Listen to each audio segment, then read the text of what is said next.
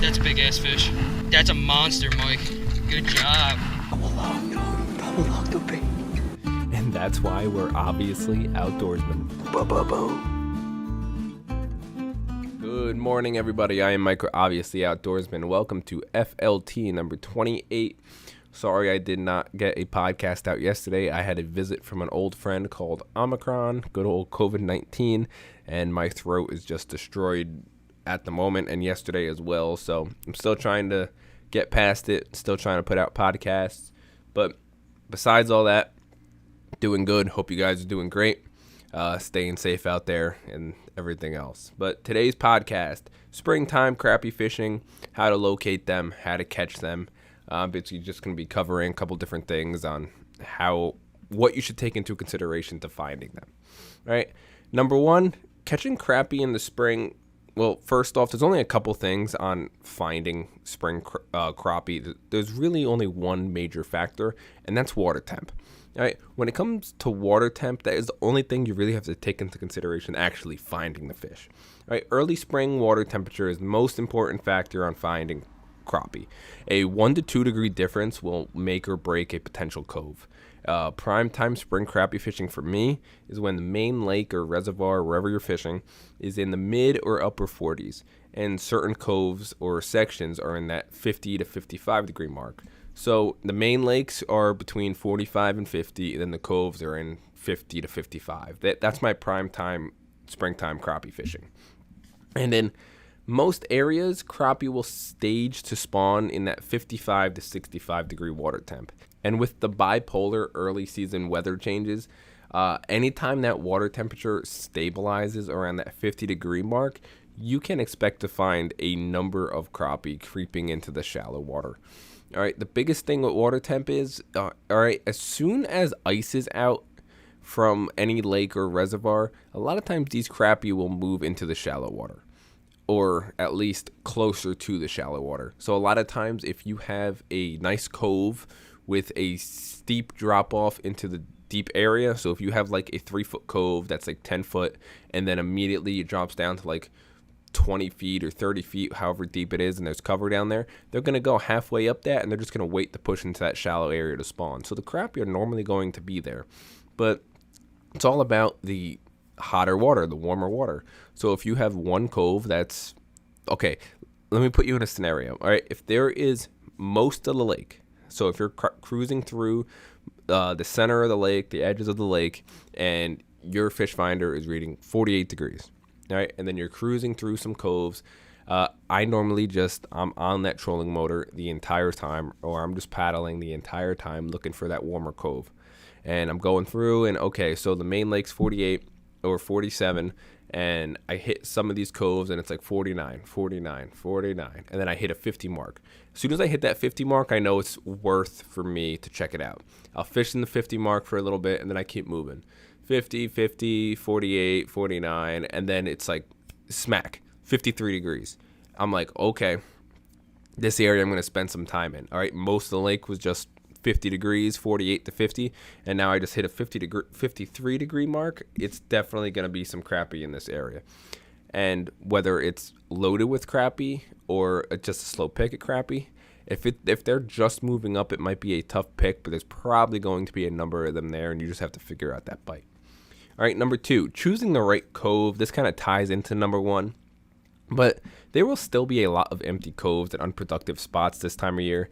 This process will just take some exploring and weeding out the unproductive spots. At this time, when crappie are moving from their winter holdings and moving to their soon-to-be spawning grounds, where only 1 degree warmer or colder will make the difference if they're in there or not. The right cove will make or break your day. Certain areas are always going to have warmer water, whether it's a cove that captures a ton of sunlight throughout the day, or a shallow bay that's protected from the wind. It's not so much that there aren't crappie in the inactive coves, it's that they're probably there staging, maybe just a little bit farther off the cove. So if you're going down the bank fishing for them basically on the bank or close to the bank within 10 feet of the bank, they're probably there. They might just be maybe 14, 15 foot off the bank, and instead of them being in like from 1 to 5 foot of water. Maybe they're in from like 5 to 15 foot of water. So maybe they're just out, still pushed out, waiting to push in. If we're in that same scenario where the main lake's 48, most of the coves are 49, 50, and then you have like 1 or 2 warmer coves that's 52, 53 degrees, they're probably there in them 50-degree coves. It's just maybe that's just not warm enough for them yet, and they're just not pushed up yet. Whereas the 53-degree coves, they're already pushed up and they're starting to feed and starting to be active. So it's not so much that the crappie aren't there. They're just waiting for that warmer water, waiting to feed.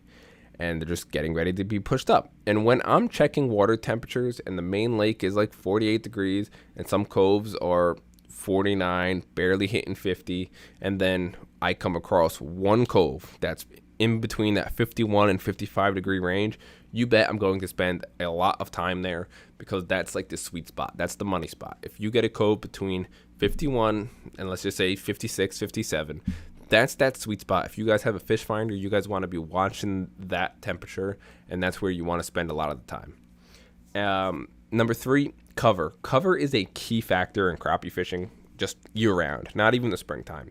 Whether it's docks, bridges, or submerged logs, or a sunken car, whatever it may be.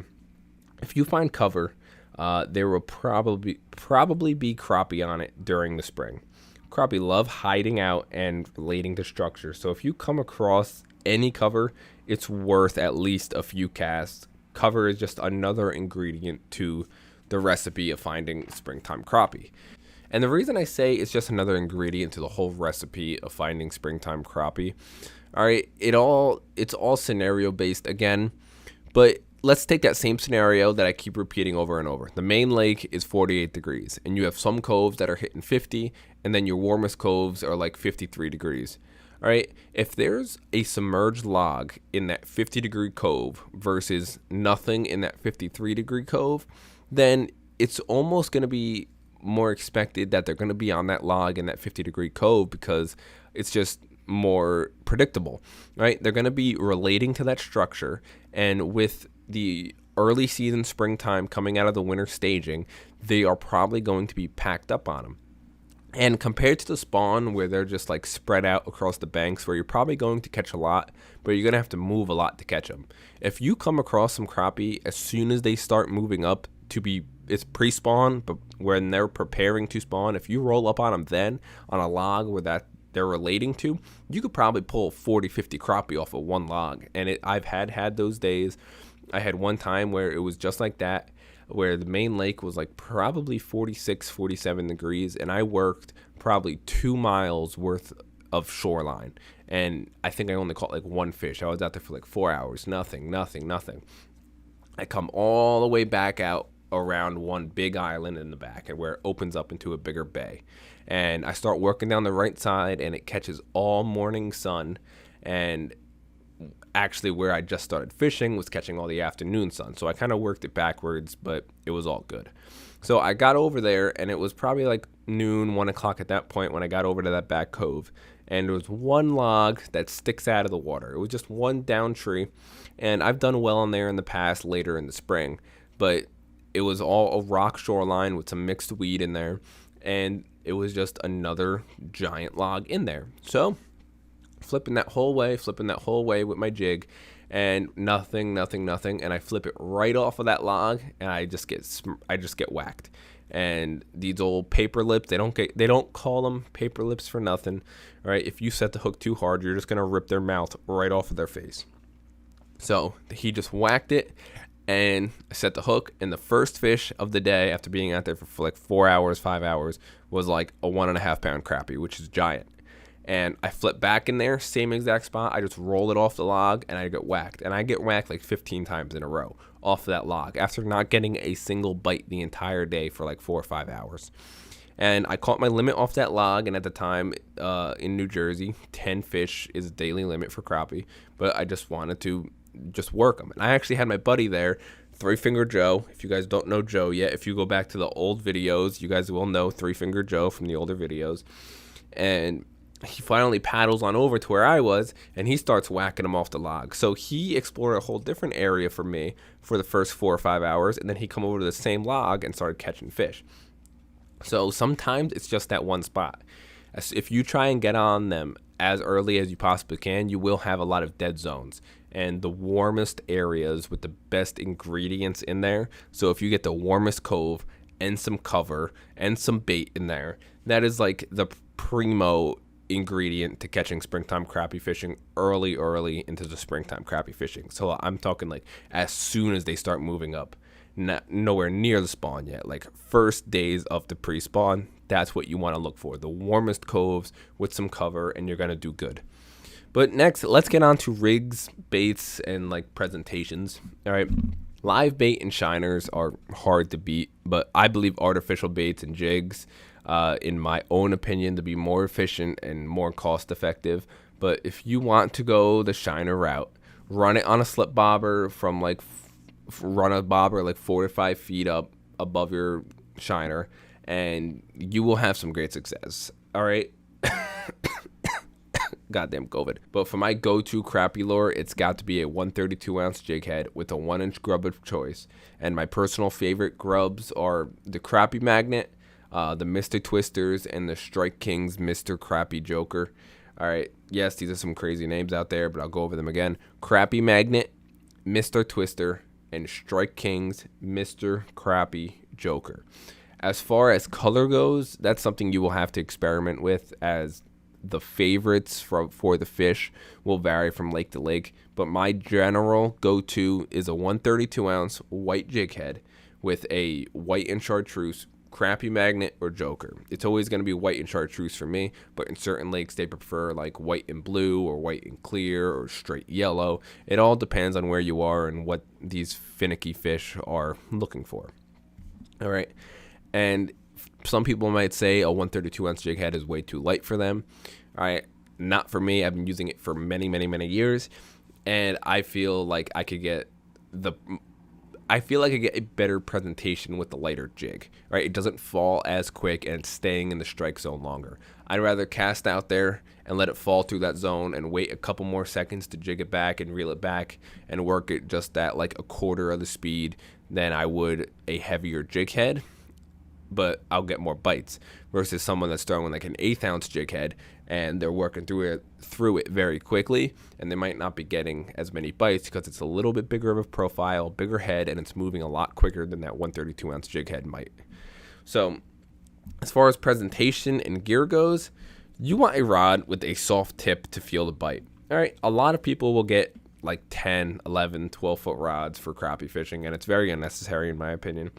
And all you really need is like a 6-foot rod with 6 to 8 pound test, and casting out and letting the jig fall and just hopping the jig back is key. That's really it.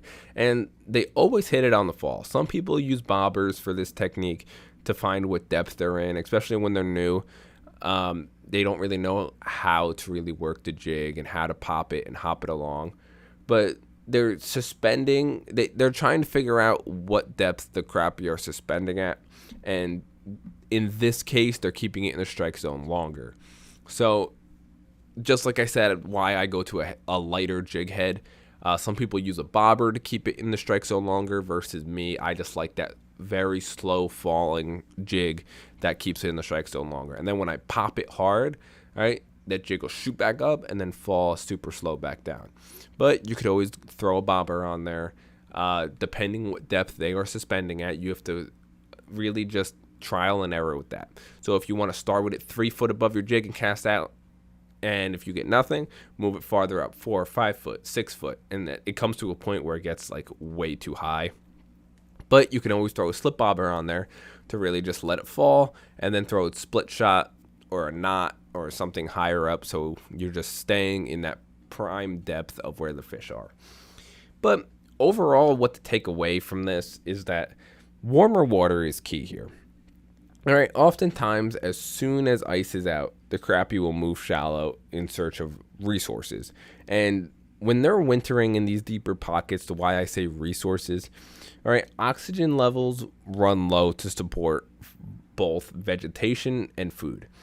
in them deeper areas. All right, so the oxygen levels will run low to support the vegetation in which the food and the shiners will hang out in. So as soon as that oxygen level starts running low, all right, they want to run up shallow to find the bait, find the food, find where the shiners will go to the vegetation because it's their cover, it's the home, it's what they eat. And then in turn, it will make the crappie go up there to get warmer water, they get the food, and then hang out in more cover where it's very oxygenated. All right, hence why they leave early in search of all that. All right, so they will go up there normally as soon as ice is out, but sometimes even when the ice is still there, they will shoot up into that shallow water looking for all this stuff.